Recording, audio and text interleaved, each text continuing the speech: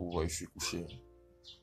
Ouais, je fais juste cette petite vidéo pour, du moins pour parler d'un aspect aujourd'hui, toujours conseil santé, astuces santé comme d'habitude. Aujourd'hui, j'ai eu un peu l'envie de parler d'un problème assez gênant quand même qui touche euh, quand même rare, hein, c'est rare quand même.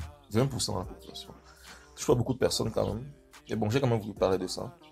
Il s'agit du pénis captivus. Certaines personnes en ont déjà entendu parler, c'est-à-dire pendant un rapport sexuel, votre pénis reste coincé dans le vagin de la femme et vous n'arrivez plus à sortir. C'est compliqué. Pour l'homme, c'est compliqué. Mais pour la femme aussi, c'est assez gênant quand même. C'est-à-dire pendant que vous êtes en train de faire votre rapport, ensuite, tac, vous n'arrivez plus à sortir. C'est le pénis captivus. En fait, c'est juste un truc, c'est juste, comment dire, c'est pas une maladie, c'est juste un accident. Un accident de rapport qui peut arriver à n'importe qui.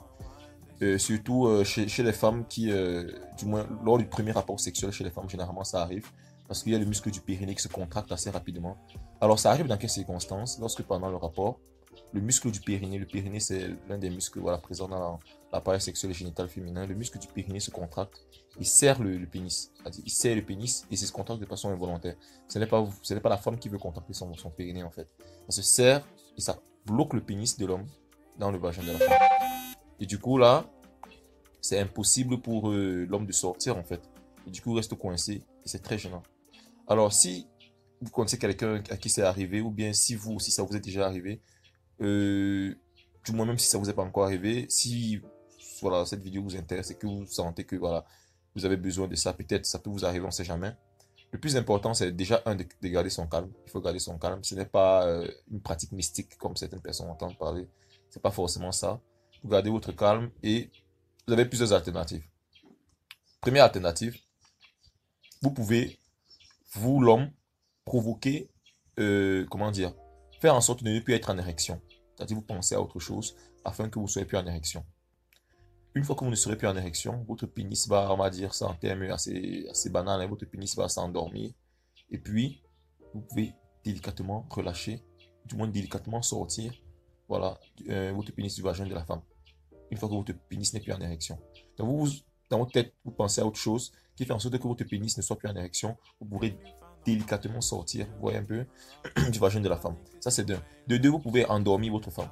Celle qui, voilà, dans le fait le rapport, elle doit s'endormir. C'est-à-dire, vous pouvez prendre un somnifère, vous lui donner, ou bien un truc, je sais pas, pour qu'elle puisse s'endormir.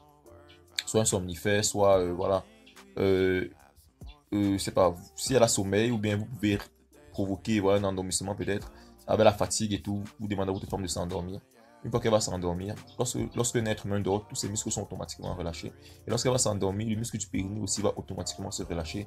Et une fois que le muscle du périnée sera relâché, vous allez délicatement sortir. Ça, c'est la deuxième alternative. Troisième alternative, vous pouvez faire un toucher rectal à votre femme. Alors, le toucher rectal, c'est quoi? Vous prenez votre doigt, vous envoyez dans l'anus de votre femme. C'est assez dégueulasse, mais voilà, l'obligation impose. Vous envoyez votre doigt dans l'anus de votre femme.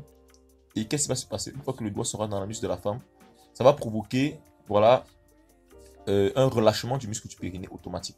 Parce qu'il y a un conduit qui relie l'anus directement au muscle de la femme, au muscle du périnée de la femme. Donc, vous allez directement faire quoi? Provoquer un relâchement du muscle du périnée.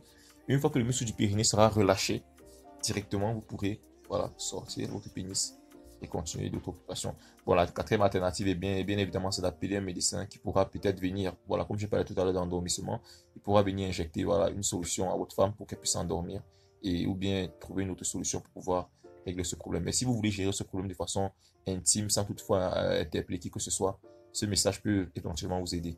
Donc, c'était Darrell pour vos conseils santé comme d'habitude. Donc, si vous avez d'autres problèmes ou d'autres préoccupations, vous pouvez directement vous rendre sur mes réseaux sociaux. Je vais mettre le lien de mes réseaux sociaux sur cette page. Donc, vous allez directement sur ces réseaux sociaux et puis vous pouvez me contacter pour d'autres soucis.